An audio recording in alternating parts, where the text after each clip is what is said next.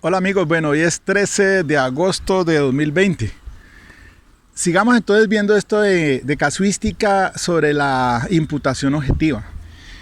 Bueno, ayer subí pues esta mañana el radicado 636 del año 2003, pues en el tema del magistrado Orlando Pérez Pinzón, sobre un caso allí entonces de principio de confianza y análisis de acción de riesgo.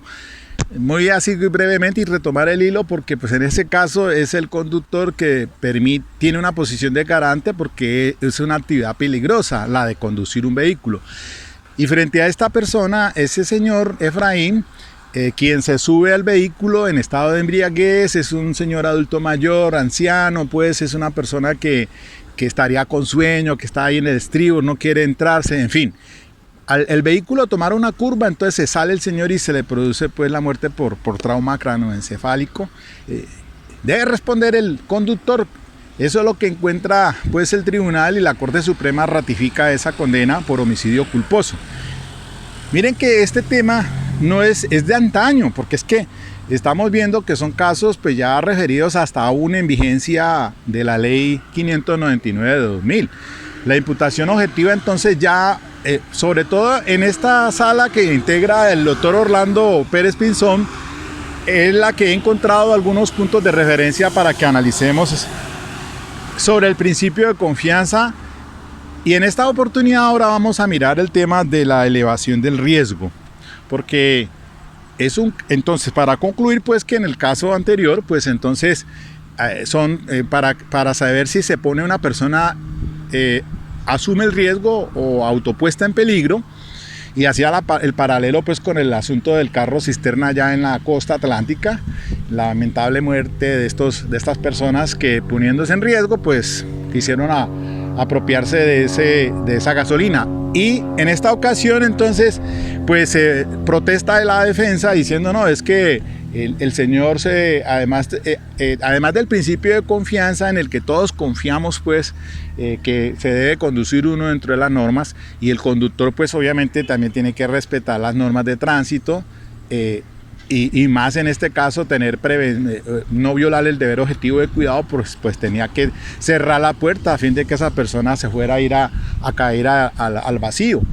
Y también entonces hay peatones que también obran bajo ese principio de confianza o esperando un principio de confianza, y entonces es lo que suele pasar, que entonces si yo conduzco mi vehículo, sea un carro, sea una moto, pues yo debo respetar las normas de tránsito y espero a la vez, o estoy confiado que el otro va a respetar también esas normas de tránsito. Y entonces ahí, cuando ya se infringe, se crean esos riesgos jurídicamente desaprobados, entonces es que hay que determinar si hay una relación entre ese resultado y la creación de ese riesgo jurídicamente desaprobado. Pero entonces, en este caso del conductor del vehículo, él tenía posición de garante, y más aún porque hay una limitación de ese principio de confianza respecto de personas ancianas, de menores, minusválidos, menores de edad, infantes. Entonces allí hay un principio de seguridad que prima y está por encima del principio de confianza. Es decir, si usted es conductor de vehículo, cualquiera que sea, pues obviamente tiene que prevenir y tener presente que esa persona que está más adelante, si es un anciano o es un menor, pues usted debe tener todavía más, respetar más y tener una posición pues frente a ello de prevención, evitar pues un resultado dañoso. Así entonces la Corte concluyó en el caso 16636, pues que primero que todo ahí no se podía protestar de que el señor Efraín, que cae el vehículo, por las condiciones en que se encontraba, él no tenía capacidad de discernir, de asumir el riesgo, primero. Segundo, entonces, que había una posición de garante del conductor del vehículo, porque él es el que estaba manejando pues un vehículo, y eso es una fuente dentro del riesgo permitido. Ojo bien eso, ¿no? Porque es que como lo que le he dicho acerca de esta teoría de la imputación objetiva, pues todos los riesgos jurídicamente pues son permitidos, pero si ya se transgrede o se pone en riesgo a terceros, entonces hay que asumir ciertos criterios, como son los de posición de salvamento, el del pensamiento de la injerencia. Y viene todo el asunto pues de los criterios jurídicos de Günther Jacobs. Entonces, para eso de la competencia negativa, la competencia institucional, o institutos negativos y los institutos positivos, y las fuentes entonces donde se crean esos deberes dentro de mi ámbito de responsabilidad y que se desprenden de la posición de garante. En este caso, el radicado es el 22511 del 11 de mayo del 2005, y así muy brevemente va a ser esta exposición en no más de 10 minutos quizás. En este caso, pues ese es un carro tractocamión de estos acá en el Valle del Cauca. Esto sucede por acá en Buga. Eso ocurre el 29 de marzo del año 98, y entonces en las horas de la madrugada van en un vehículo sprint, en un carrito, van 4 personas, el conductor, el tripulante y 2 damas atrás. El señor del carro que conduce estas de caña, que usualmente los encontramos aquí en el Valle del Cauca, pues toma una curva y al tomar esa curva entonces invade el carril opuesto, o sea, donde venían los del sprint. Pero los del sprint venían también en estado, el que iba conduciendo venía en estado de embriaguez. Entonces allí se plantea esta situación por parte de la defensa. Dice el defensor entonces que, según el censor, dice: el principio de confianza tiene un límite, el propio deber de observación. El exceso de velocidad y la embriaguez de los ISO impidieron que se percatara de la existencia del otro automotor. Así concluye solo fue responsable quien elevó el riesgo, es decir, la víctima. Este es pues el defensor del señor del tractocamión de caña, que pertenecía aquí a un ingenio del Cauca. Pero entonces la jurisprudencia de la sala empezó a hacer un análisis en este tema de la imputación objetiva, y en este caso dice el magistrado Orlando Pérez, dice que la jurisprudencia de la sala desde hace bastantes días se ha pronunciado sobre los concretos aspectos de la denominada teoría de la imputación objetiva, específicamente lo relacionado con la creación del riesgo, el principio de confianza y la concurrencia de varias personas en la producción de un resultado. Es que aquí también se habla de esa concurrencia de responsabilidades, tanto del conductor del vehículo, del tractocamión, como el del vehículo en donde venía en ese sprint. Entonces dice, aquí se citan varios ejemplos, el doctor Orlando Pérez Pinzón, el radicado 9973 del 14 de septiembre del 95. En ese caso, el defensor, sobre el principio de confianza, dice que en un caso donde la procesada se le condenó y era una empleada de un juzgado. Entonces dice la Corte en esta decisión, dice: Günther Jacobs, autor en quien la defensa soporta las tesis defensivas, es uno de los máximos exponentes de la teoría de la imputación objetiva, el cual en sus estudios académicos pretende que los principios de las garantías demoliberales en torno a la protección del individuo cedan a favor de los fines del Estado. De ahí que se hable de la teoría de la ecuación social.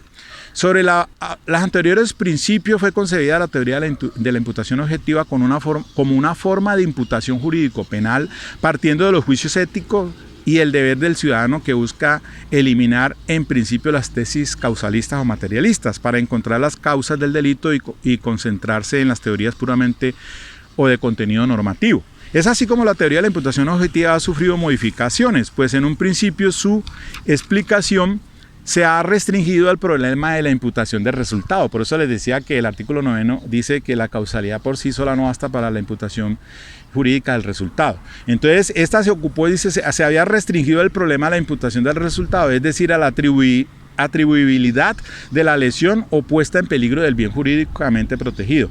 Posteriormente, la doctrina la ha incluido en las formas peligrosas de comportamiento, en las que encuentra su fundamento de producción del resultado, que ha de tener como base la creación de riesgo legalmente desaprobado. Y sobre el principio de confianza ha considerado que el radio de acción de la teoría se debe extender a todas aquellas actividades en las cuales participen pluralidad de personas, y por ello la división de trabajo debe tener como su soporte la confianza.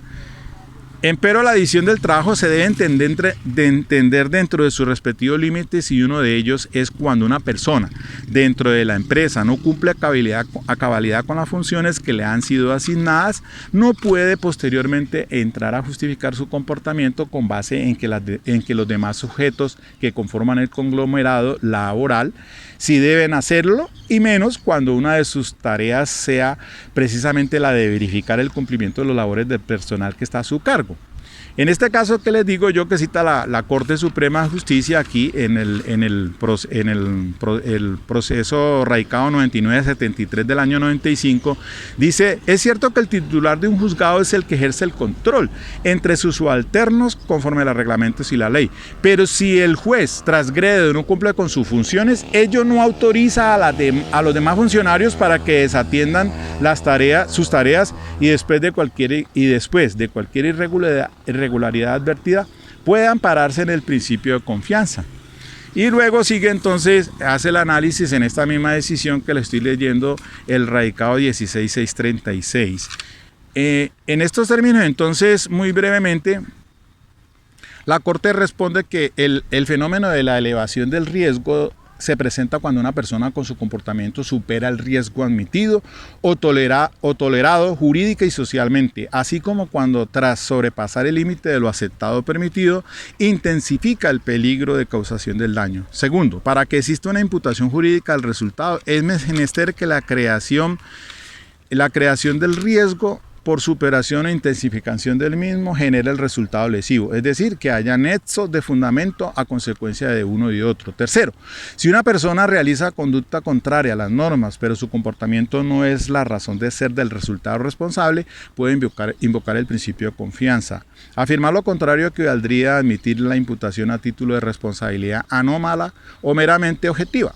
Cuarto, para casos como este, se refiere al del tracto camión, el cual el casacionista vincula el principio de confianza y aquello que traslada de la doctrina con el nombre del deber de observación, es posible acudir a los fenómenos denominados compensación de culpas y concurrencia de conductas, esto último, superación de aquel. En virtud de la primera, en materia penal, no existe esa forma de extinguir las obligaciones, pues si varias personas intervienen en el hecho, cada uno responde por lo suyo. Y según el segundo, la discusión sobre la responsabilidad de los concurrentes se resuelve acreditándola a quien ha hecho el aporte definitivo, cuando no es predicable de los dos o más imputados o acusados. Mirados los anteriores criterios, frente al asunto que convoca la atención de la sala, concretamente frente a la sentencia impugnada, se concluye: 2 puntos. El joven conductor que guiaba el automóvil no había ingerido bebidas embriagantes momentos antes de la colisión. Perdón, el joven conductor que guiaba el automóvil había ingerido licor, o sea, bebidas embriagantes momentos antes de la colisión. Esto posiblemente incidió, dijo el tribunal, para que no hubiera podido evitar el impacto. No obstante, tras el análisis respectivo de la prueba, el tribunal atinadamente encontró que el choque no se habría producido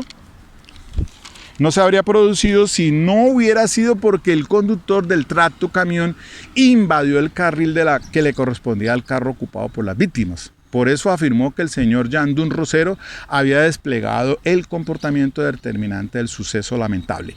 Como también explicó el tribunal, el principio de confianza era perfectamente predicable del conductor víctima, porque sin embargo de haber ingerido licor se desplazaba por el carril que le correspondía y podía confiar que ningún otro conductor cometiera la imprudencia, se desplazase en contravía por el mismo, menos en una curva.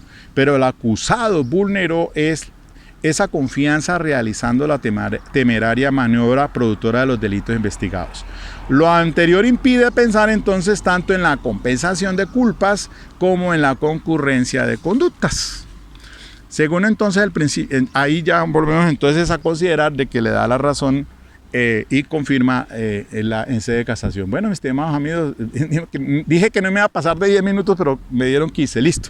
Aquí nomás dejamos así como tema de reflexión, y entonces así en esta secuencia va a seguir citando otros radicados muy importantes importante sobre esta teoría de imputación objetiva, en este caso el principio de confianza y las acciones a propio riesgo. Ok, espero pues que esto les sirva de interés general. Chao, chao.